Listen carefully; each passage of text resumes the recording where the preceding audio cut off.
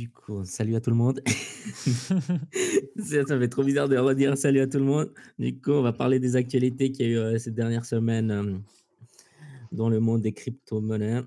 On va commencer par les entrées des ETF, le inflow. Bah, on parle là que l'inflow sur le BTC dépasse de l'or ces derniers temps. Du coup, tous les jours, on a des ATH sur le BTC, ça c'est un truc de ouf. Ah ouais, et puis c'est que le début, c'est ce que tu as envoyé là aussi. On voyait qu'il a dépassé, je sais plus quelle compagnie là, il a dépassé déjà l'argent, etc.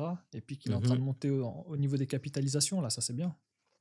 Ouais, et là aussi, ces derniers temps, il y a, à partir du 7 novembre, il y a aussi des inflows. Pas ouf, mais il y a quand même des infos sur les ETF ETH. Il y a eu, pendant 4 jours, il y a eu 400 millions d'inflows qui sont rentrés sur l'Ether via via les ETF des instituts. Du coup, c'est un truc de ouf. OK, par rapport à ça, il y aurait bientôt le launch de Hyperliquid, le token du Hyperliquid. C'est pas encore annoncé, mais en fait, selon la communauté, il fonctionne, genre ils font une annonce et après 3 jours après, ils le lancent. Par exemple, ils font une annonce d'une fonctionnalité et 3 jours après, ils le lancent. Et du coup, ils pensent, la communauté, qu'ils vont fonctionner pareillement pour le token Hyperliquid, sachant qu'ils ont déplacé l'acceptation des critères pour être éligible à l'airdrop au 13 novembre, du coup hier. Normalement, il devrait sortir le token dans 3 jours après, genre le 16 novembre. Du coup, tout le monde est bullish sur Hyperliquid, ce que je ressens moi. Et si vous avez d'autres actualités par rapport à cette semaine en crypto. Bullish sur Pure aussi. Ah oui, après oui, il y a Pure et tout, hein. Ouais. Ouais, c'est clair qu'il est bien monté, il a bien tenu. J'ai pu recharger en fait. J'ai mis une heure d'achat et ça touchait, heureusement. Et il y a aussi Peak qui a lancé son token. Je sais pas si quelqu'un est éligible à leur token. Perso, je sais même pas si je suis éligible. J'arrive pas à trouver le lien si je suis éligible. Je crois qu'il fallait holder un autre token, non? Ouais, Crest, il fallait, Ouais, mais voilà. ouais, mais moi j'ai holdé hein, jusqu'à Ah, le ok. Snapchat et tout, mais j'arrive pas à savoir où je dois savoir Je crois on où va je dois être voir. airdroppé ou je crois il y a du vesting un petit peu déjà même sur airdrop. Et c'est marqué là, j'avais vu l'airdrop, c'était environ 2500 si c'était 4000 crests qu'il fallait hold. Et là au prix actuel, ils ont marqué un endroit combien ça te faisait de token, genre le minimum. Et au prix du pic qui était de 40 centimes, là je sais pas, il est à 34, voilà 34, 40, ça faisait entre 2000 et 2500. Moi, j'avais Là, pas mal de crest à part ça, mais comme toi, je joue. ouais, mais ça changeait. Je ne me sens pas que ça changeait l'allocation si tu en avais 10 000 ou 1000. Il fallait juste avoir Mais un t'as montant regardé que si t'as minimum. reçu, toi? J'ai pas regardé, j'ai juste retrouvé mon wallet perdu où ça vaut plus rien maintenant, mais Ouais, parce que nos crests, je ils sais ont pas perdu où en ils valeur de l'envoient. base. Je crois qu'ils l'envoient, ils vont le distribuer. C'est pas directement là, la distribution. Par Ok. Juste contre, une question, Crest, du Diego, t'es coup, d'accord? On devait le hold dans notre wallet Polkadot. Enfin, c'était sur le Ouais, wallet. ouais, Ouais. ouais. Moi, je vais par contre, du checker coup, alors. il y a Crest qui est parti à la cave. Il était à 16 centimes en gros, et puis ils ont annoncé, et puis là il est à 9, quoi. Donc Non. c'est des miettes de pain, quoi. Putain, je peux le vendre à J'ai vendu, hein. 1,50 $, mec. Oh. Ah, c'est que divisé par 15, ça va. J'aime Non, mais bien je l'ai pas acheté à 1,50 $, hein. Je l'ai acheté à 25 centimes, mais je dis j'aurais pu. Ouais, mais laisse tomber. En fait, je vais même pas me raconter cette histoire, elle est dégueulasse. Mais, ok. j'ai bien aimé C'est ton horrible. truc, Mais oui, mais parce que tu te souvenais, quand on était à 1,50 $, je me disais, putain, ouais, ça faisait beaucoup en plus à ce moment. Ouais, et moi, j'ai une petite question. Vous avez suivi un peu ce qui se passe avec, du coup, en termes de nouveautés cette semaine, avec, sur Solana, tu sais, les ACT, Peanut Squirrel, tout ça.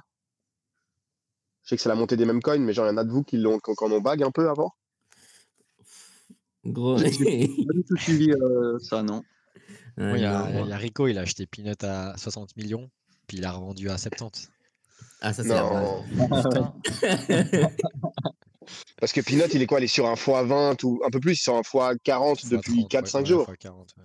Fois Là, il m'envoie 40. des messages tous les 5 Ah ouais? minutes. Sa voix, je sens qu'elle est fébrile un petit peu. Ah, mais laisse tomber. Donc, je suis en train de voir Moi, j'ai vu je suis en train d'appeler un hôpital psychiatrique pour voir s'ils peuvent le prendre en. je, crois, je crois que les 1000 balles de PP que j'avais acheté, si je les avais hold, je suis à 80 000 là, tu vois. Donc, tu sais, Aïe, aïe, aïe, aïe, ça, c'est la aïe. base, ça. Mais ouais, non, mais c'est violent. Mais ça, toi, t'as suivi un peu c'est même, enfin, d'où vient Qu'est-ce qu'il y a Ouais, eu y a pas dessus besoin qui a de fait les- que C'est juste que c'est toujours cette théorie du même super cycle, quoi. Toujours, ouais, mais je dis, il n'y a Que pas les eu gens un ils Ouais, truc mais en en comparent un particulier. fait, petit peu, et puis que bon, tu sais que les mêmes, ça, au moins il n'y a aucune promesse, quoi. Parce que quand tu regardes un petit peu, on a eu un petit pump sur l'AI qui est de retour après à voir avec l'AI, parce que c'est ce soir, je crois, il me semble, il y a les earnings de Nvidia. ouais. Donc à voir si ça peut reprendre un petit peu, parce que je pense qu'ils vont encore péter la TH des earnings, il n'y a aucune raison que ce soit pas le cas.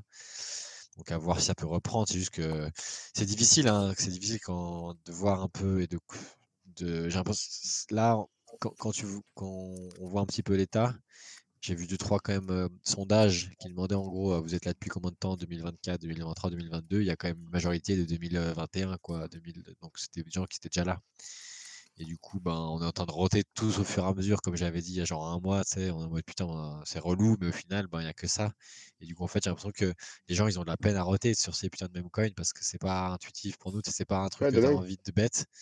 Mais au final, quand tu regardes en tout cas les capitalisations, ben, c'est en train de roter de chaque fois, c'est en train de shift au fur et à mesure. Parce que, pourquoi, je sais pas, mais parce que Ben moi, j'ai une spéculation par rapport à ça. Pourquoi les mêmes vont péter et aussi quelques tokens et pas tous les altcoins? Je pense que le cycle a changé comparé au cycle précédent où il y avait les BTC et après tous les alt pétaient. Parce que vu que tout le monde en a marre des altcoins où il y a des VC qui sont super évalués et tout ça, et du coup, la communauté ne devient pas riche, quoi. C'est que vu que les gens ils vont plutôt miser sur les cultes, du coup, des mêmes coins et les altcoins qui pourront péter, à mon sens, là, c'est plutôt ceux qui ont une communauté. D'où j'ai investi genre sur Tao. Certes, c'est le leader, mais ils ont une communauté de ouf. Ils ont leur communauté, carrément, je suis dans un groupe où ils font un groupe français où ils font du DCA sur des altcoins. Perso, moi, je ne conseille personne de faire des DCA sur des altcoins. Tu vois, je préfère le faire sur le BTC que sur d'autres actifs. Quand je vois ça, je dis, OK, là, il y a un truc, une conviction communautaire. Il y a Casse et Caspa. Certes, c'est une concurrence par rapport à une autre L1 comme Solana, tout ça, mais la communauté de Caspa, il ne faut pas l'oublier qu'il y a les gars qui n'avaient pas beaucoup d'argent sont devenus riches grâce à Caspa. Hein. C'est passé de je ne sais pas combien de centimes à 1 centime ou à 10 centimes. C'est déjà ouf. Du coup, moi, je vise plutôt ces tokens-là où déjà la promesse, elle est bien de base, où ils ont une forte communauté. Et c'est pour ça, là, Ethena, je suis en train un peu de douter. Je me dis, est-ce que c'est pas mieux que je vise Ethereum? Si la DeFi vraiment repart, Ethereum, il va partir aussi, du coup. Et si part pas la DeFi, moi, j'ai des Ethers qui ont... Mais ça, je te suis à fond, mais tu trouves pas que toi qui suis le marché depuis un moment là maintenant, tu trouves pas que ça fait 2 ans que, si on parle vraiment de, comment je pourrais dire ça, de catégorie, on va dire, la catégorie des mêmes coins, ça fait 2 ans qu'elle prend une dominance de plus en plus imposante, et chaque fois on se dit, ok, c'est la même coin saison, c'est la même coin saison. Tu vois, l'année passée, il y a une même coin saison de dingue avec les PP, les nanana, les nanana, et en fait, maintenant, si tu regardes dans le top 100 le nombre de mêmes coins qui figurent, tu te rends compte qu'en fait, la catégorie la plus représentée du top 100, c'est les mêmes coins. Chose qui n'était pas du tout le cas il y a 3 ans, quand le dernier bull run, il y avait peut-être 2 mêmes coins dans le top 100. Là, à l'heure actuelle, dans le top 100, je crois qu'il y en a genre 20. Mais moi, comme ouais, ça. mais en fait, c'est. Et en fait, ils prennent de plus en plus de dominance. Genre, plus les années passent, plus ils dominent. Et là, si tu regardes, rien que dans le top 10, tu as combien de mêmes coins? Oui, mais c'est le changement hallucinant, de paradigme. En fait, c'est que les gens, là, les derniers altcoins qui se sont sortis, c'est parce que les retail, genre les personnes comme nous, on veut acheter, tu vois, cette promesse qui promettent, par exemple, je te dis au bol, Celestia, c'est un exemple, hein, mais du coup, en fait, tu te rends compte que les investisseurs qui ont acheté au tout début, ils sont déjà un fois. Ouais, bien sûr. Oui, de fou. Non, puis même toi, tu l'avais expliqué, c'est qu'au final, c'est un peu la même mentale. Au final, les gens qui misaient sur des projets, sur des alts, ils ont l'impression qu'au bout d'un moment, si on leur racontait un peu du vent, l'avantage des mêmes coins, c'est qu'au final, on sait que de base, c'est du vent. Donc, au final, c'est plus transparent, même si ça rejoint. Donc, je pense que les gens sont plus enclins. Et la tokenomics, c'est le distribuer. Moins du vent, en fait, parce que ils n'ont pas vendu à des l'assument. Hyper. Ouais, et puis ils ont airdroppé le truc. Après, ils bossent. J'ai 2-3 news là sur WEM, par exemple. Je vous envoie en fait dans le Telegram parce que moi, je n'arrive pas à envoyer sur le chat de truc. Mais là, on a WEM qui a fait un partenariat avec Warner Bros. Hier soir. Alors, il n'y a pas de preuve, mais bon, c'est eux qui l'ont dit directement. Ça, c'est la base. Voilà. Et puis, il y a 6 mois, maintenant, ils ont oublié, mais ils avaient acheté la page avec plusieurs milliards d'abonnés, non, millions d'abonnés, là, pourquoi vous devriez avoir un chat ou quelque chose comme ça. Donc voilà, c'est des meme coins qui servent à rien, mais bon, ils font des trucs, peut-être qu'ils vont aller dans des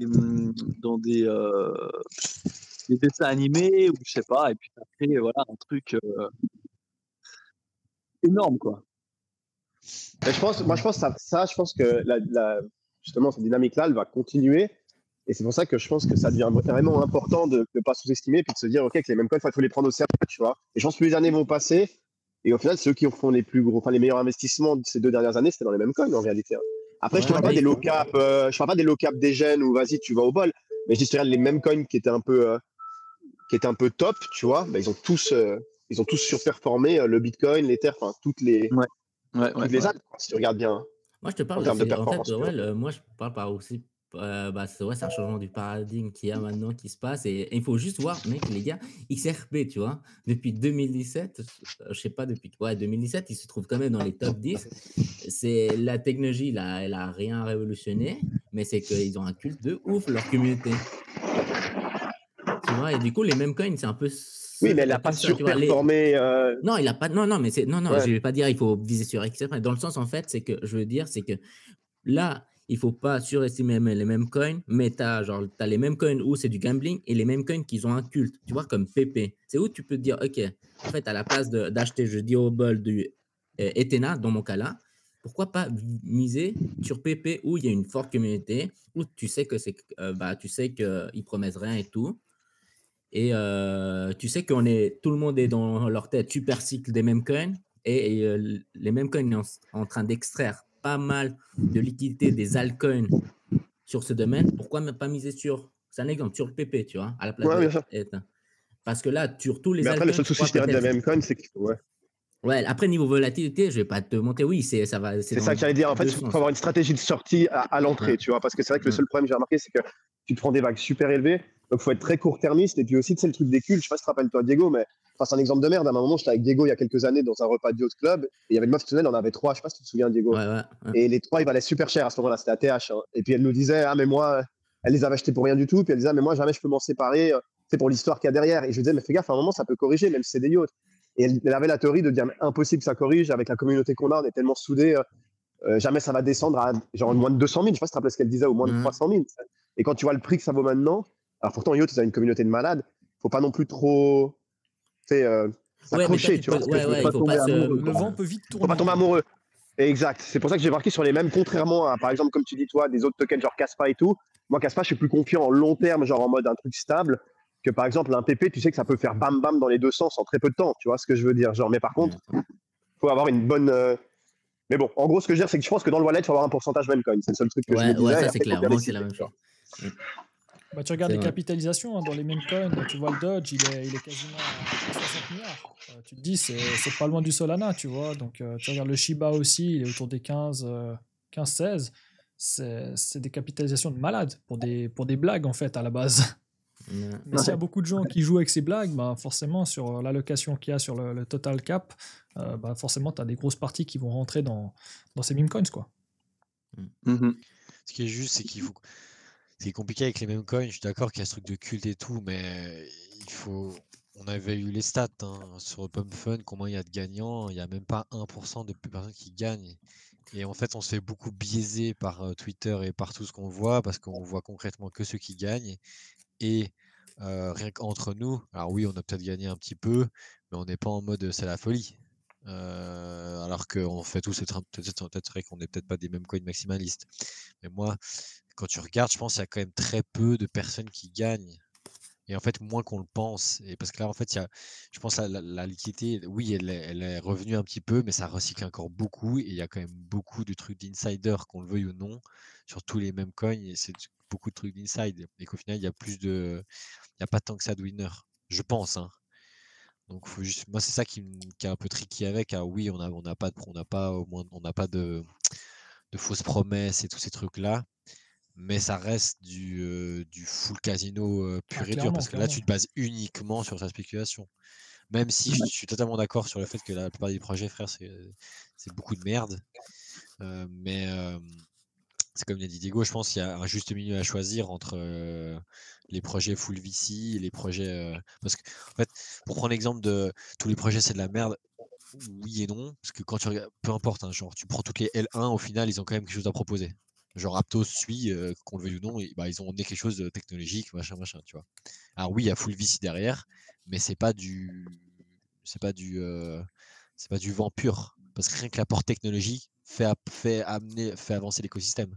S'il n'y avait pas Elrond qui est arrivé il y a 3 ans et qui a proposé de faire des alias pour leur truc, bon, peut-être on n'aurait pas avancé dans ce truc-là. Ou qu'ils n'auraient pas amené le sharding, peut-être qu'on n'aurait pas fait du sharding plus tard.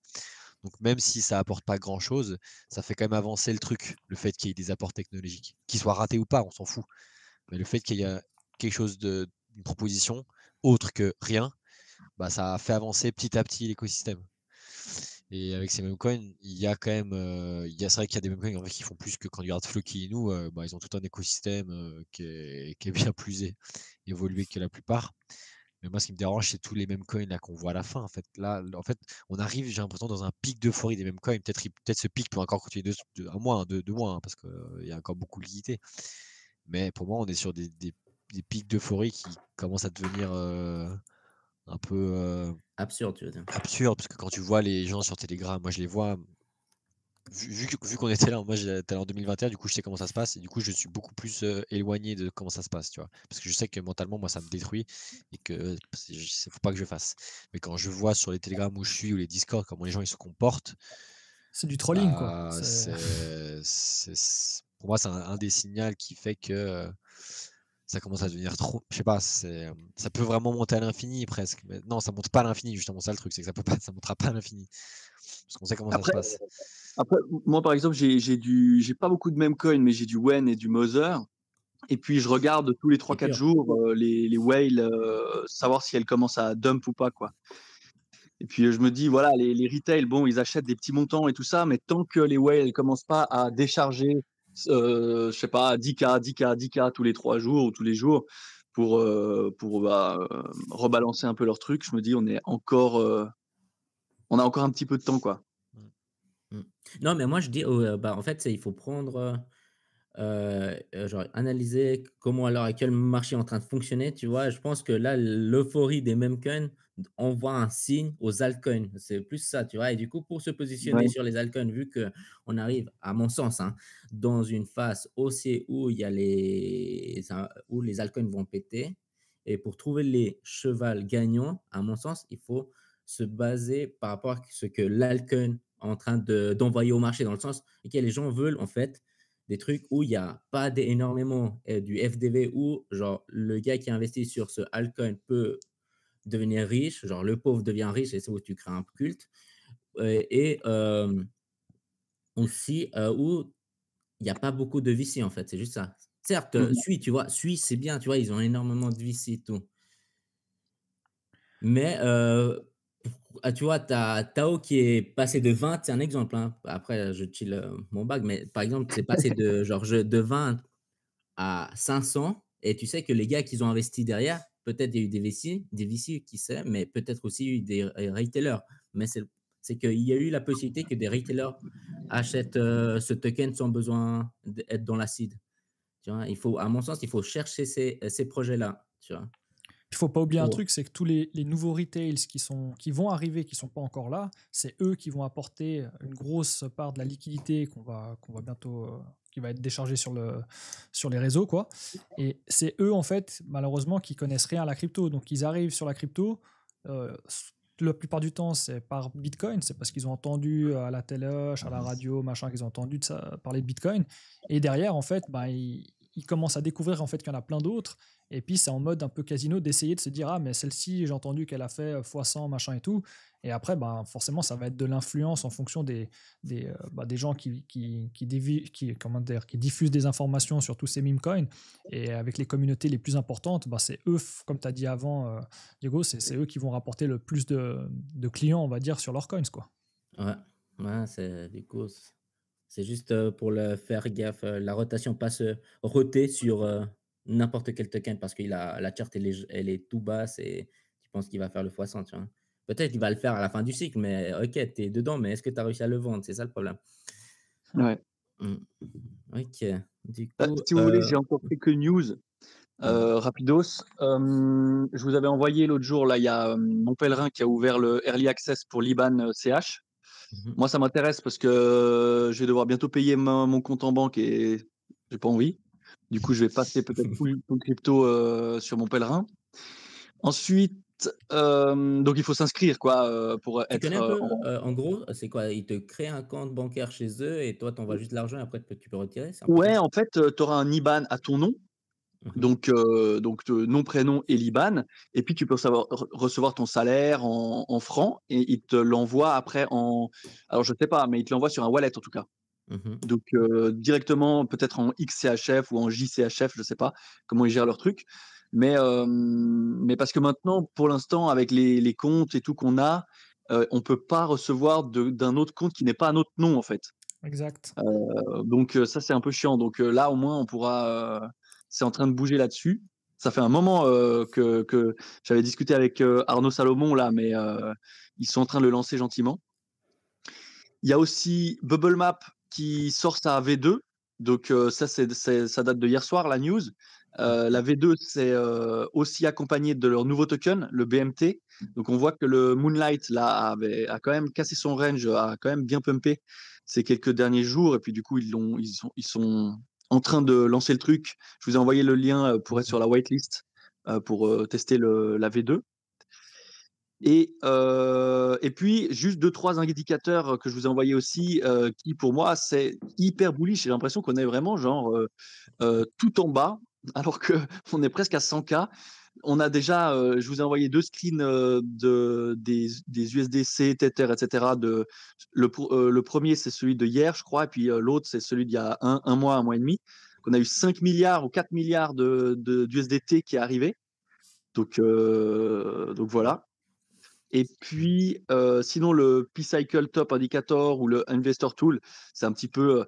Je sais pas si vraiment il faut se baser là-dessus, mais quoi qu'il en soit, par exemple, le P-Cycle Top, si vous regardez le truc, on est vraiment hyper large. Vraiment, on est hyper large, quoi. Alors, je sais pas. Si vraiment on va exploser les 100K, les 130K, les 140K, j'en sais rien.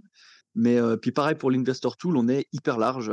Alors après, bon, c'est vrai que les cycles, ils ont tendance à moins monter, à faire moins de multiples, mais on est hyper large, quoi. Je sais pas. Et oublie pas qu'on est en logarithmique, hein, quand tu regardes, on monte moins, mais en fait, c'est juste qu'on passe de 100 000 à 1 million. Donc après, la courbe, elle se tasse, mais finalement, c'est quand même des gros chiffres. Ah ouais, t'as raison. Ouais. Il y a ça à prendre en compte. Et puis par rapport à tout ce qui rentre, j'ai vu aussi là l'ETF du gold. Là, il a fait sa plus grosse sortie depuis les 2 dernières années. Donc il y a énormément d'argent qui est sorti des ETF C'est gold. magnifique ça. Ça fait plaisir. Elle part dans le BTC, donc positif. Ouais. Donc voilà, quoi. Ça, c'était tout pour moi pour les news. Franchement, je crois que on va passer un sacré Noël. Ok. Et aussi, tu avais renvoyé dans le groupe, tu avais envoyé une analyse d'un de tes amis sur la target de la TH. Et juste pour compléter cette info, en fait, je vois sur pas mal de groupes, ils sont en train de dire entre 115 000 et 125 000 en fait.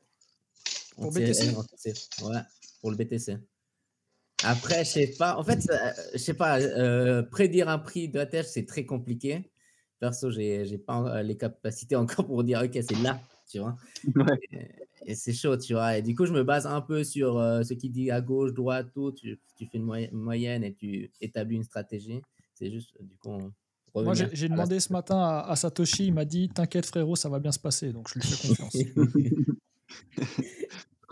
Parfait alors.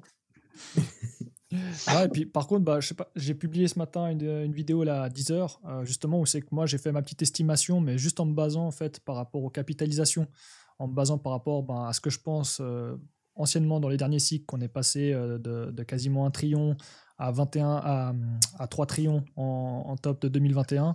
Et puis que si on répète à peu près la même chose, sachant qu'il y a énormément de liquidités qui va rentrer dans le marché des cryptos, si tu fais la même projection avec un x3, on arriverait autour des 9 à 11 trillions. Et du coup, si tu conserves la dominance BTC 60%, ça ferait un BTC qui aurait un market cap d'environ 5, 6, 7 trillions. Et du coup, ben, si tu fais par rapport au prix actuel, ça fait x4, x5, x6, quoi.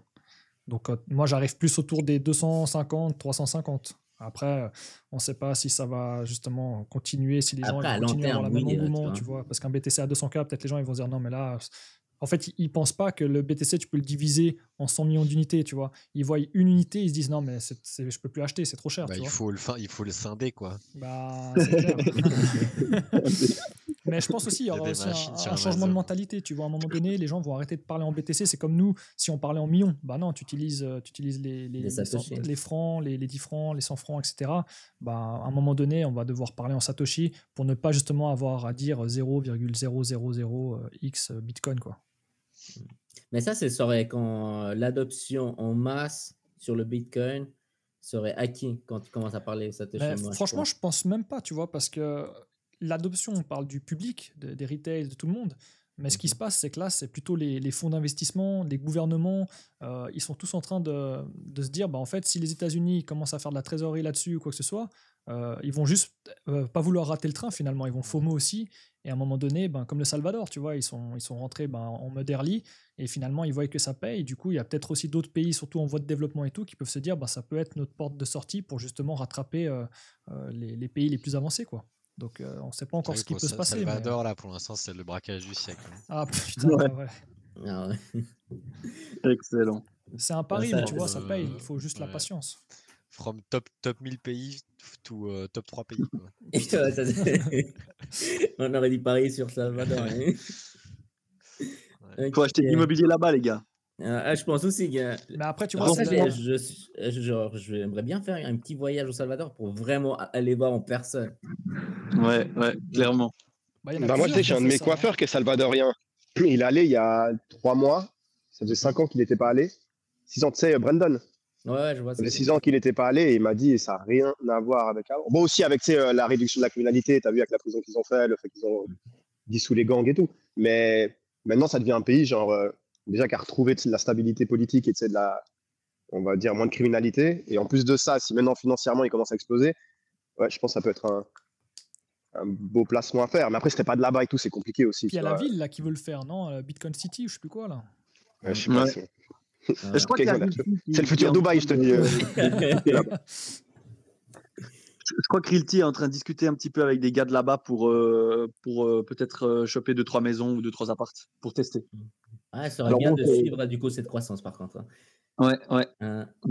Après, le problème avec les gouvernements, c'est que voilà, c'est toujours à double tranchant. Là, on parle du Salvador où c'est que ben, voilà, le président il a fait un coup de poker, il a réussi. Et de l'autre côté, ben, on a eu la news avec l'Allemagne là, qui avait vendu 50 000 BTC à 54 000 balles. Et du coup, ils ont un manque à gagner maintenant, je ne sais plus, de 2,x milliards qu'ils auraient pu en fait, obtenir s'ils n'avaient pas vendu ces BTC. Quoi. Donc, il faut toujours se méfier des décisions. Quoi. Et tu sais, j'avais juste un truc par rapport au pays, tu sais, aux lois comme ça. Je ne sais pas ce que vous en pensez, mais tu sais, vu que Trump, un peu dans sa campagne, bah voilà, il veut que le Bitcoin, que les États-Unis deviennent le pays du Bitcoin, enfin le pays qui possède le plus de Bitcoin. Je sais pas si tu as vu, il a fait aussi tout un truc où il explique qu'il va, en fait, il veut récupérer tous les Bitcoins, tu sais, qui étaient un peu frauduleux pour pouvoir les mettre dans la trésorerie américaine, ouais, les saisies. Je me demande, est-ce que vous pensez pas que du coup, il va y avoir une grosse hausse des régulations en termes de lancement de tokens de la part des Américains, tu sais, pour pouvoir saisir, comme il y a eu avec l'or à un moment, quand ils ont voulu faire de l'or leur réserve, bah, tu sais, ils ont commencé à saisir beaucoup d'or.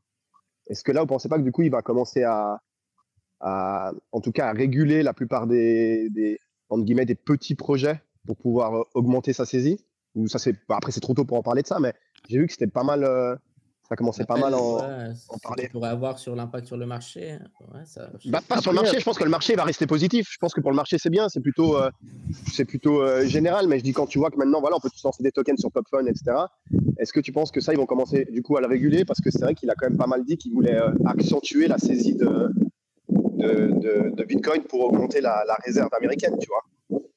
Mais en fait, déjà maintenant, il y a plein d'apps ou de trucs où tu dois cocher que tu n'es pas américain. Polka Starter, par exemple, tu n'as pas le droit d'être américain. Il y a plein d'applications, plein de trucs, tu n'as pas le droit d'être américain. Alors, parce que, en fait, justement, la régulation, déjà, je pense que ils ont un peu peur de ça. Alors, je sais pas. C'est déjà maintenant compliqué. Peut-être qu'ils vont augmenter encore plus, mais ouais. Ok. Ouais, c'est juste un truc à suivre de toute façon, mais ça, c'est pas. Je pense que c'est plutôt pour dans un an et demi, quoi. Je pense pas que c'est pour tout de suite que ça va changer.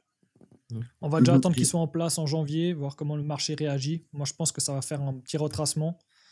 Comme on a eu de toute façon dans chaque boule, hein, on monte en mode parabole et puis tu as quand même des petits retracements de 30% en moyenne. Dans une nuit. Bam. Mais du coup, Ça je va y pense maintenant. celle de News, tu vois, il rentre dans son mandat et puis derrière, je pense que tu auras une bonne correction et puis après, ça repartira c'est jusqu'à sûr. l'été. Ah ouais. Ça va être sûr. Là, jusqu'à mai, mars, il faudra commencer à vendre. Ouais, mais je pense même fin décembre, tu sais, au dernier bulle 2021, c'était, je crois, 10 janvier que ça crache, si je dis pas de bêtises. Un truc, le 15-19 décembre, Donc, il faut prendre un peu de profit. Après, ça, c'est un pari risqué. Hein. Ça, il faut faire gaffe. Enfin, ouais. Ça part sans toi après. C'est le risque. Hein. Ouais, c'est souvent ça. Hein. Ouais. Ça m'est déjà arrivé, c'est souvent ça. Après, ça part sans toi. Mais tu sens que les gens, ils sont chauds bouillants. Moi, je vois par rapport les collègues, les amis et tout. J'ai des gens que ça fait des années que je leur parle de ça. Il y en a qui sont rentrés un tout petit peu et tout. Et là, maintenant qu'on pète et qu'on est au plus haut, il y en a qui viennent. Ah, j'aimerais peut-être mettre 50 000. Tu sais, en plus des montants, le mec, il a jamais investi de sa vie et puis il veut tout d'un coup mettre un montant. Voilà quoi. Et je dis, mais mec, ça fait. Mais tu sais où est-ce qu'il a entendu que ça a pété? Parce que je sais pas, moi je suis aucun média, mais l'autre jour, déjà sur la RTS au 19h30, ils en ont parlé. BTC quand il était à 82. Ah ouais, ok. Ça fait il y a 3 jours, je crois, c'était lundi. Et puis le truc, c'est que tout le monde en parle, tu vois. Et puis même les gens, les amis, même des gens que tu côtoies pas forcément, que tu vois peut-être une fois dans l'année ou quoi que ce soit, tout d'un coup, ils se disent, ils entendent le prix du Bitcoin, machin, et puis tout d'un coup, ils pensent aux gens qui connaissent, qui ont justement des cryptos, et puis ça recrée le contact, et puis ils se posent des questions, et puis en fait, c'est comme ça que tu pars un peu dans le FOMO, quoi. C'est que ça va plus vite, finalement. Moi, j'ai aussi eu... En tout cas, ceux qui savent que j'ai, ils m'ont renvoyé un message vite fait. Pas beaucoup encore, hein, mais c'est vrai que ça revient vite parce que tous ceux qui ont entendu parler en 2021 et n'ont pas fait, et du coup là, ça revient. Mais je pense qu'il y a encore une bonne partie, comme j'ai dit à Diego, il y a encore une bonne partie de personnes qui n'étaient pas là en 2017, n'étaient pas là en 2021, et du coup là, ils le découvrent maintenant. Et il y a encore beaucoup. Et il ne faut pas oublier aussi que tous les 4 ans, il y a des nouvelles personnes qui ont 18 ans. Ouais. C'est la rentrée des classes, les gars. Okay. Et du coup, en venant là sur les... je pense qu'on est déjà parti sur le sujet de spéculation. En venant sur la spéculation là sur... Du coup, perso, après, il faut voir. Hein, moi, je le vois à Bitcoin 125 000 selon le consensus les groupes que je suis. Et du coup, je suis en train de définir une stratégie de sortie un peu. Je vais vous la partager et voir si c'est pas de la merde, quoi. Tu vas partager l'écran? Non, c'est en gros, je vous le dis à l'oral comme ça, parce que je ne l'ai pas encore vraiment noté. Je suis en train de la travailler, en train de la penser, franchement. C'est en gros, en fait, je prends l'argent, je le mets sur les altcoins. Et entre-temps, je fais de la sortie en fiat en pourcentage, des 10% sur des paliers, genre 88, je pense déjà sortir encore 10%. 110, je pense déjà sortir la 20%. De manière graduelle jusqu'à arriver à 120 000 si le Bitcoin arrive. Après, si le Bitcoin arrive à 200 000, j'ai plus de Bitcoin du coup, les gars. Mais je saurais entre-temps, avec cet argent que j'aurais sorti du fiat, je le mets sur des protocoles où je prête mes fiat pour gagner un pourcentage. Sachant qu'à l'heure actuelle, sur AV, si tu me poses du USDT, il est à 22% en année. Après, c'est une API variée. Ouais, ça change, quoi. Mais ouais, ça change parce que tout le monde demande du USDT pour acheter des tokens. Du coup, c'est pas déconnant commencer à établir un plan de sortie. Et du coup, en fait, sur les altcoins que moi, je fais des bénéfices, en fait, selon le prix du Bitcoin, en fait, je TP mes bénéfices en Bitcoin. Et en fait, mes Bitcoins, en fait, j'ai déjà ma stratégie de sortir en fiat. Du coup, en fait, d'un coup, je les sors déjà, vous voyez. En fait, je monte l'argent que j'ai de mes alts sur le BTC pour ensuite, sur le BTC, sortir en fiat et ce fiat, le mettre sur des protocoles à rendement. Quoi. Ouais, comme AV, mais vraiment très, très, très, je vais viser les plus gros, hein, histoire de ne pas se faire hacker. Genre AV. Genre Luna, tout encore. Ça. Ouais, encore. Ouais. Ça, c'est bien, ça. Du 20%, un truc comme ça. Et voilà, en gros, je vais fonctionner un peu comme ça. Je n'ai pas encore défini les prix exactement, mais ma fonction va être un peu comme ça. Genre, Alors moi, je préfère la stratégie de Jojo. Je pense que normalement, elle est mieux. Vas-y, C'est le Jojo, monde dis-la ou ta rien. strat. Moi, je suis un Bitcoin holder 400K. moi, je suis un holder Voilà. infini. C'est le Je monde suis ou le rien. meilleur Voilà. des holders. Moi, je suis le meilleur des holders pour n'importe quel projet. Tu hold jusqu'à la mort et puis à un moment, ça va péter, quoi. Tu vois ce que je veux dire? Donc, normalement, les deux Mais tu sais que ça, c'est aussi une bonne strat, finalement, de se dire, c'est de l'argent que j'investis sur le long terme et je la retire pas tant que j'en ai pas besoin. Genre, tu veux faire un achat immobilier ou tu as un accident ou un problème dans la vie ou quoi que ce soit, là, tu as besoin de cash. À ce moment-là, tu retires et que finalement, si tu n'en as pas besoin, pourquoi essayer de jouer juste sur le cycle, tu vois? Il y a aussi cette, Mais en cette fait, perspective. moi, le truc, après moi, celle de Digo, Digo, en vrai, je la valide grave. Enfin, je comprends grave la tournure et c'est un peu. Moi, on en a déjà parlé les deux un peu de ça, mais c'est exactement la vision que j'avais. En fait, les deux trucs sont difficiles à dire. C'est que si toi, tu as la stratégie de holder, ce qui est dur dans celle de holder, c'est que si à un moment, tu as des soucis, en gros, souvent, tu as des problèmes quand c'est le beer. C'est con à dire, hein, mais c'est souvent ça. C'est que souvent, peut-être, à un moment, tu auras une grosse opportunité, mais imaginons qu'il y a une grosse correction. Et comme tu dis, tu as une opportunité financière et que tu coup, je sais pas, le Bitcoin, il a retracé à 40 000 alors qu'à un moment, il était à 200 et que c'est là que tu as l'opportunité d'acheter. En fait, tu vas te retrouver à te vendre peut-être du Bitcoin à 40 000 alors qu'à un moment, tu aurais pu le TP à 200. C'est ça qui est un peu dur dans le truc de vivre, tu sais, en mode je vis au jour le jour et puis dès que j'ai besoin, j'utilise. Mais d'un côté, le problème aussi de faire comme toi, Diego, c'est que par exemple, si à 120 000, tu estimes que tu n'as plus de BTC, que tu es en stable à rendement de 20%, imagine si le Bitcoin il trace tout droit à 300 000, 400 000, je dis, on ne sait jamais, hein, tu vois. Et à ce moment-là, tu peux avoir des regrets aussi. C'est pour ça que je pense qu'en fait, il faut essayer un peu de jauger par rapport à, comme tu dis, par rapport à tes besoins économiques au final, tu vois. Mais en vrai, c'est une analyse de risque. Ouais, c'est une analyse de risque, c'est personnel. Vaut mieux avoir un regret de manque à gagner qu'un. Ah, de dingue! Ah, mais de dingue! Ah, ouais. De toute façon, il y aura maintenant. Il y aura plein de regrets, les gars.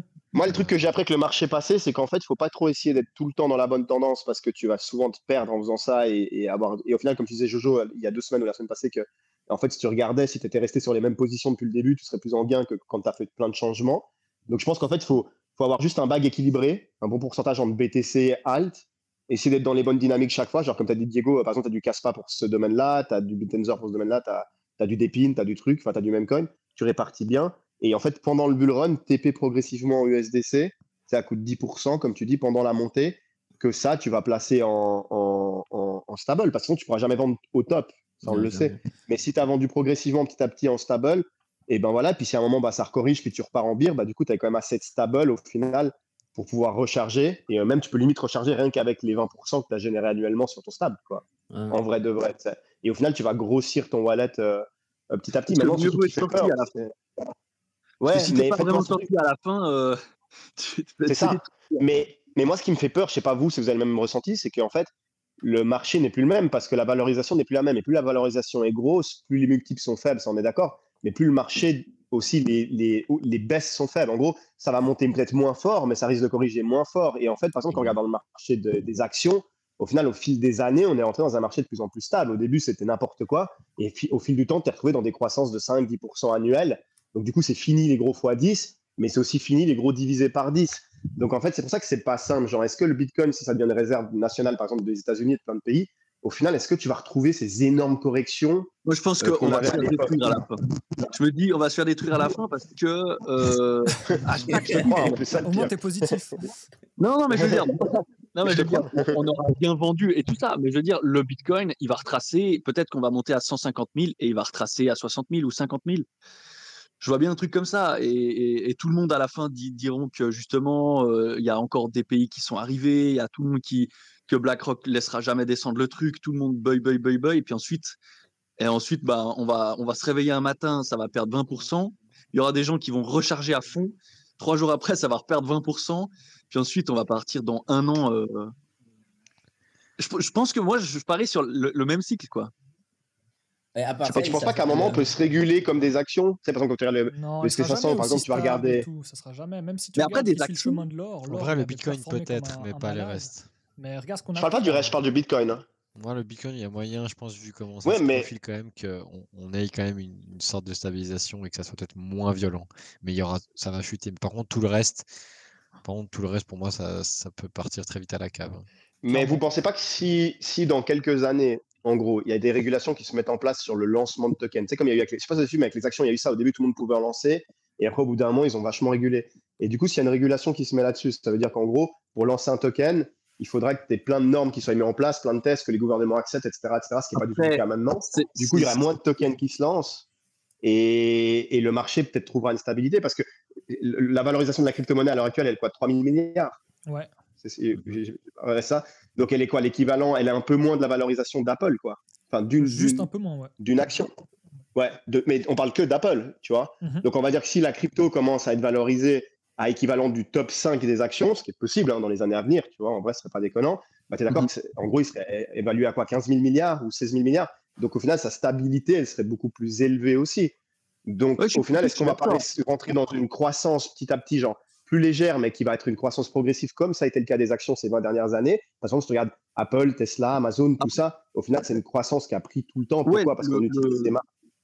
Le SP500 ou le Nasdaq, chose comme ça, je pense que je suis complètement d'accord avec toi pour le BTC ou quelques trucs, mais après, quand tu regardes des actions, je sais pas, moi j'ai pas mal de personnes dans mon entourage qui font les osios sur des petites actions et ils sont tout le temps défoncés parce qu'ils ont sur des petites, ils ont investi dans je sais pas quoi et le truc il est super régulé, machin, mais au final, en fait, ils font des obligations convertibles en actions, des trucs comme ça, et puis en fait après ils se font dumper dessus, quoi. Moi j'en connais qui investissent dans Flowbank et qui se font péter le cul aussi, quoi. Oui, mais ça c'est la base. Mais en fait j'ai de la peine à visualiser le marché futur et à me dire est-ce qu'on va tout le temps dans ce cycle de bull run, 3 ans bull run, et moi je pense que je te dis juste un truc, s'il y a comment ça s'appelle, Michael Saylor, Michael Saylor. Ils vont tout. Tu vois, il emprunte pour acheter du Bitcoin, tu vois, ce qui est bien, tu vois, pour nous.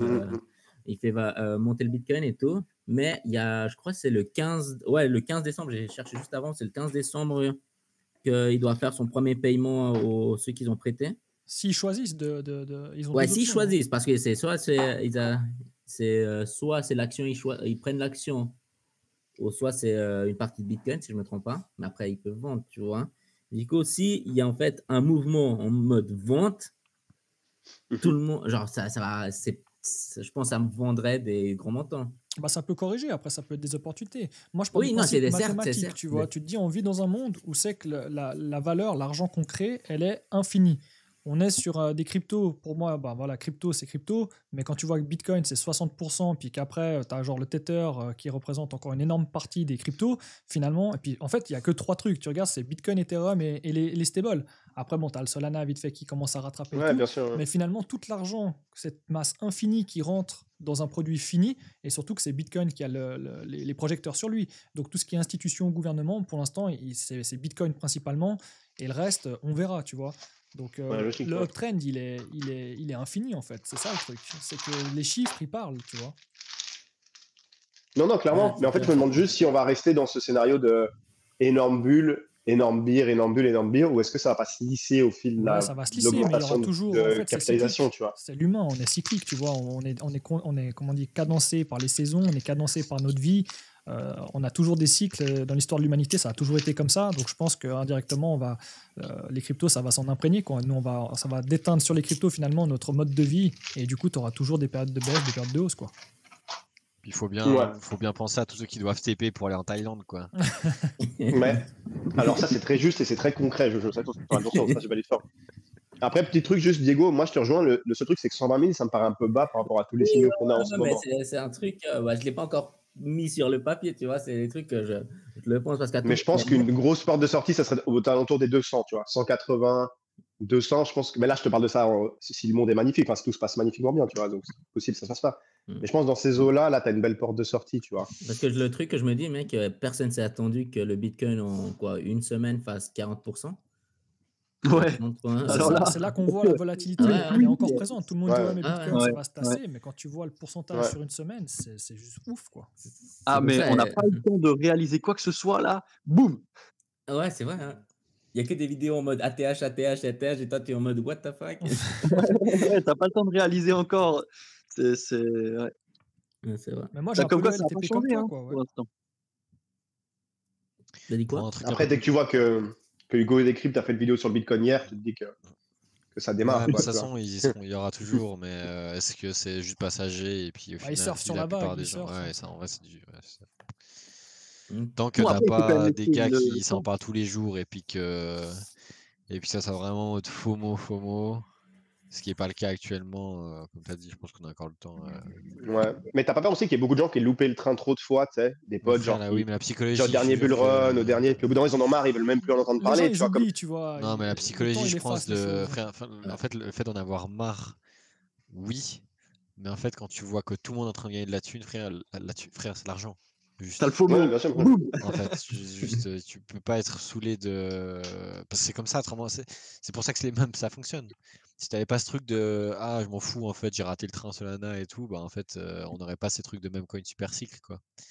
Mais là, l'argent est trop fort est trop puissant, quoi. Bah, c'est ça. Mais il y a deux aspects. Il y a les gens qui veulent justement, qui se disent je vais gagner de l'argent, c'est mieux que le casino, je suis sûr de gagner et tout. Mais il y a aussi un autre groupe de personnes qu'il faut pas oublier, c'est tous ceux qui sont rentrés sur les cycles précédents, surtout 2021, et qui ont perdu de l'argent et qui se disent c'est le moment de se refaire. Et puis je te dirais aussi, même plus, ceux qui sont déjà rentrés une fois, ils sont plus susceptibles de revenir parce qu'il y a des gens, ils viendront jamais. Eux, ceux qui s'intéressent pas du tout à ça et ils ont super peur de perdre de l'argent. Mais ceux qui sont déjà venus et qui se sont fait défoncer, je me dirais même qu'ils sont plus susceptibles de revenir parce c'est toujours les mêmes personnes, tu vois. Pour se refaire défoncer, quoi. Voilà. Quand on aime ça, on revient. Hein. Mais c'est ça. Mais c'est vrai que moi, quand je vois avec mes amis qui étaient au dernier bull run, j'ai eu pas mal de potes à moi qui ont commencé à rentrer dans la crypto, qui connaissaient rien quand, on va dire, le moment où le BTC était à 45 000 et puis que l'Ether était à 2000, tu vois. Donc c'était déjà un peu vers le top du bull run, mais un peu avant, 2-3 mois avant le top. Mais en fait, la plupart de ces gars-là, ils ont acheté, ils ont fait des performances, c'est-à-dire qu'au bout d'un mois, ils se retrouvaient en x2, x3. Ils n'ont pas vendu parce qu'au final, ça s'est passé en 3 mois, puis c'était déjà la fin. Ils se sont fait défoncer au beer, puis tu sais, dès que c'est revenu au montant qu'ils avaient acheté, enfin, moi, c'est ce que je vois avec les gens de mon entourage. Mais là, ils ont revendu, puis ils m'ont dit, ah, c'est bon, au final, j'ai pas perdu, t'as vu, j'ai revendu. Et maintenant que ça a remonté maintenant, quand je leur parle à eux, déjà que je vois, quand je leur mentionne le mot crypto, ils ont la haine. Tu sais, ils ont même plus trop envie d'en entendre parler, tu vois. Et en fait, je leur disais, mais là, maintenant, tu veux reprendre, ah, je sais pas, vas-y, le Bitcoin est déjà 90 000 $. J'ai plus trop d'intérêt, tu vois ce que j'ai à rentrer. Mais tu vois qu'ils commencent à hésiter. Et en fait, comme tu dis, c'est salaud pour eux, mais j'ai l'impression qu'après, ils vont retomber dans la vague de bah vas-y, ils vont voir des gars gagner de l'argent dessus. Du coup, ils savent déjà comment acheter parce qu'ils ont déjà acheté. Donc, ils connaissent les Coinbase, les Binance, les trucs. Et ils vont se refaire, potentiellement défoncer une deuxième fois. Tu vois, c'est le cas. Ouais, c'est vrai, ce qui arrive souvent. Mais j'ai pas eu beaucoup de potes qui sont rentrés fin 2021 et qui ont construit un bac pendant le beer et qui maintenant sont en bénéfice. Quand je te parle de potes vraiment mainstream, c'est le gars qui connaît rien à la crypto, tu vois. Ouais, après, comme tu disais, Swiss Crypto Quest, c'est la psychologie humaine et les humains, c'est presque tous, ils fonctionnent tous la même chose. Ah ouais, et du on a coup, le même protocole qui tourne. Hein. Voilà, ils disent ah, je fais toujours les mêmes erreurs quand j'achète, ça monte quand je truc, ça truc, c'est normal parce qu'en fait, tu fais toujours les mêmes erreurs. Tu achètes, ensuite ça redescend, mais quand tu es à ton prix de revient, tu vends. Mais parce que tout le monde fait ça en fait. Tous les retails ils fonctionnent de la même manière. Et puis surtout, c'est l'influence, même des gens qui connaissent pas. Il y a des gens qui rentrent dans la crypto, qui pensent à comprendre finalement un petit peu comment ça fonctionne. Et finalement, ils se font influencer par les nouvelles personnes encore plus récentes qui arrivent et qui connaissent rien. Et en fait, ça crée un système complètement pété, quoi. Moi, je le vois. J'ai un collègue là, celui qui l'avait envoyé la photo l'autre jour dans la voiture. Il y a peut-être 6 mois, quand je lui disais, mais parce que lui, il a perdu quand même pas mal, tu vois. Sur le dernier cycle, il avait misé sur des cryptos qui ont aussi fait justement x2 et tout. Il avait gagné plusieurs centaines de milliers de francs. Et puis malheureusement, il a fini en perte parce qu'il a rien vendu. Et du coup, il y a 4-5 mois, quand je lui dis, mais franchement, commence un DCA sur le BTC avant que ça pète, parce qu'une fois qu'on aura pété, tu vas le regretter, tu vois. Et il l'a pas fait. Et parce qu'il me dit, il m'a dit, ouais, ma mère, elle m'a écrit, elle m'a dit de ne pas rentrer dans ces trucs, crypto-monnaie, c'est de l'arnaque, c'est des scams. Et je lui dis, mais pour moi, c'est un facteur, là, achète. Et là, maintenant qu'il a 90 000, elle lui a écrit en disant, tu devrais quand même en acheter un petit peu. Et voilà. C'est exactement ça, quoi. Ah là là. C'est magnifique. Bon, pour revenir sur un truc un peu plus sérieux, il y a Usual qui a fait qui est en Binance Launch Pool.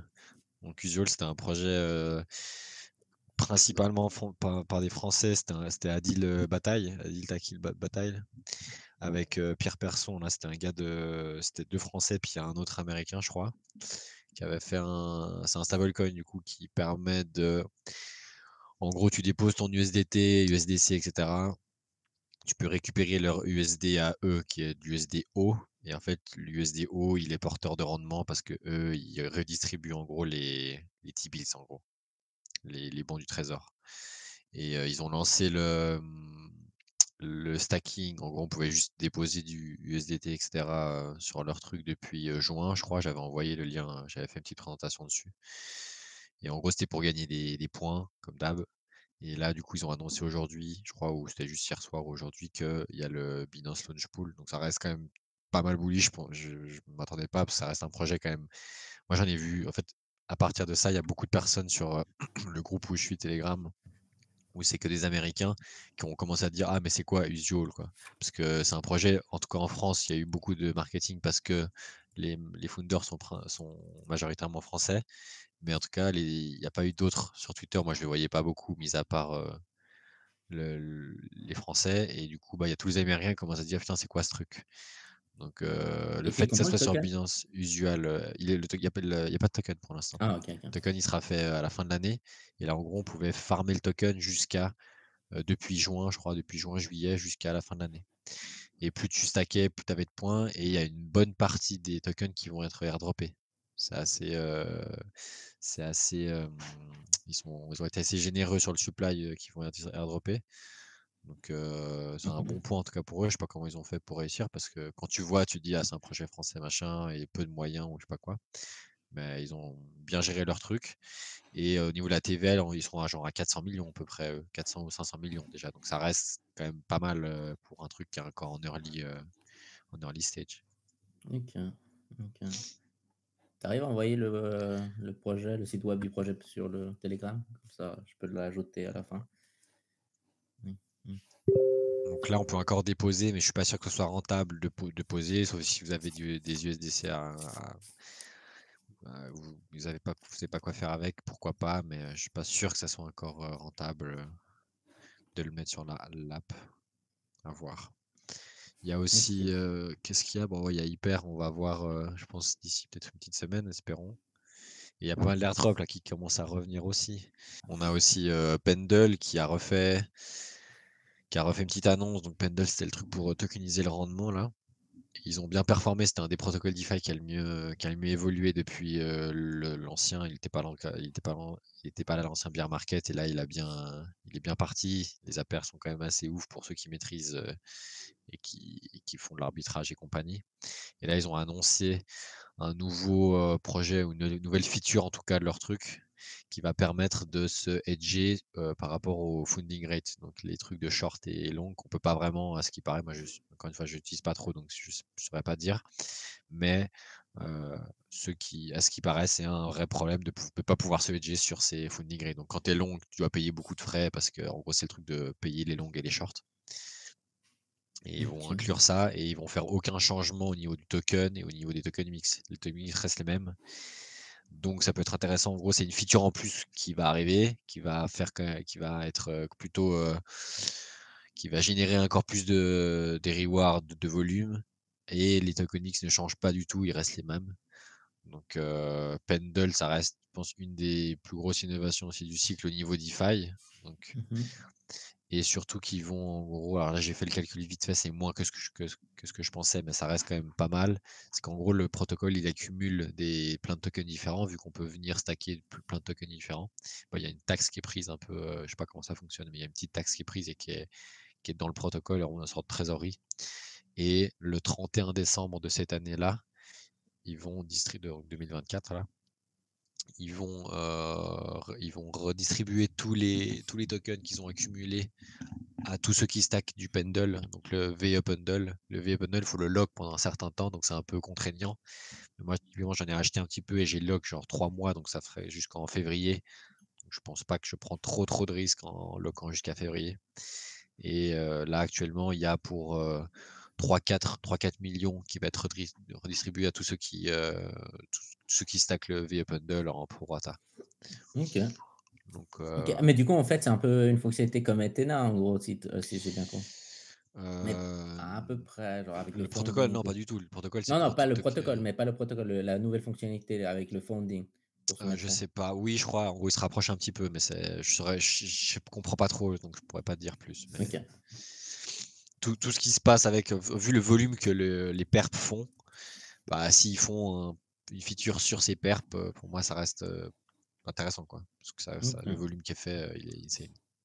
Et pareil, on est sur il a toujours pas tapé la TH, il a quoi? Il a 7 $, là on est à 5,41.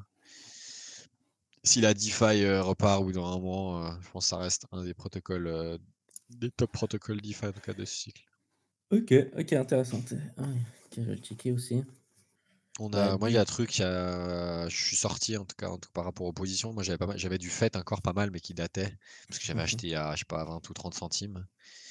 Et là, ils ont fait une news un peu chelou avec, ils ont voulu faire une sorte d'achat par rapport au projet PAL, Ah, oui, PAL. Et c'est un peu bizarre en fait comment ils ont fait ça. Là, déjà, à la limite, l'alliance qu'ils ont fait avec Océan, Singularity, ça fait un peu sens, pourquoi pas. Mais là, racheter un protocole un peu qui est une sorte de surcouche de ChatGPT concrètement, pas l'AI là. Même s'ils ont ils sont montés à 300 millions ou ils sont montés haut en début d'année là. C'est un peu bizarre. Du coup, il y a eu une sorte de sell de ouf sur PAL. Il est passé de 30 centimes à 10 centimes, donc ça fait divisé par 3. Et le fait aussi, il a un peu pris. Donc perso, moi j'ai vendu ma position fait parce que je sais pas, je trouve ça chelou et que je préfère à la limite sur un truc un peu plus petit que sur un fait qui au final entre Tao et fait, je pense que Tao gagnera en gros la bataille un petit peu des deux. Donc moi je me suis remis sur j'ai remis sur du Akash. Parce que Akash, par contre, eux, ils ont fait des news un peu plus bullish. Je crois qu'il y avait le founder qui était avec un des mecs en Amérique, un des représentants. Et ils font du bon taf encore. Donc, j'ai remis un peu sur Akash tout ce que j'avais sur Fait. J'ai vu en fait. Non, j'avais vu un post d'un gars qui est en train de parler sur Fait, sur ce qui s'est produit. C'est que pourquoi ils commencent à acheter des boîtes Haïti et tout. Ils peuvent pas le faire eux-mêmes en fait. C'est ça qui c'est un peu bizarre. Je sais pas, mais en fait, à la limite tu rachètes un truc qui est un peu plus sérieux que PAL, même si je crache pas sur PAL, mais en fait c'est un projet qui date de l'année dernière quoi. Et qu'ils auront un peu surfé sur la vague. Donc à la limite, si t'aurais racheté un truc un peu plus concret, là j'aurais dit bon pourquoi pas. Genre imagine ils auraient racheté un Akash qui peut-être c'est pas vraiment dans le thème, hein, mais c'est un peu plus cohérent. Là, j'aurais dit oui, bon, alors pourquoi pas, ils commencent à racheter des petits et puis pour agrandir ce qu'ils font. Mais là, racheter ce truc-là, je trouve ça chelou. Puis en plus, il a mal réagi le token. Donc peut-être ça repartira parce que ça reste fait et puis qu'ils ont de la thune et que voilà. Hein, mais juste par rapport. C'est un feeling, genre, juste, ça m'a pas convaincu leur truc et je suis sorti. Ok, intéressant de savoir. Ok, du coup, je pense qu'on n'a pas d'autres points à ajouter. Ouais, les mêmes, par contre, moi, il y a un endroit à la limite où je suis bullish, parce que sur Solana, j'y touche pas trop parce que je me fais recter tout le temps. Mais sur Base, par contre, Base, faut pas l'oublier, même si ça reste Coinbase en fait. Faut vraiment pas oublier ce truc, je pense. Et on est encore très très bas sur tous les mêmes par rapport au niveau qu'on a eu en début d'année. Donc s'il y a un endroit, en tout cas moi, c'est le seul endroit où je bête les mêmes, c'est sur Base. Parce que la porte d'entrée, c'est la plus courte, j'ai l'impression. Les mecs qui téléchargent Coinbase, ils withdraw leur fonds, ils vont sur Base. Et s'ils font bien les choses Coinbase, ils vont peut-être intégrer directement la blockchain Base dans l'application et tu pourras acheter directement du Brett ou je ne sais quoi depuis Coinbase quoi. S'ils font les choses bien ou s'ils optimisent. Donc les niveaux sont encore bas.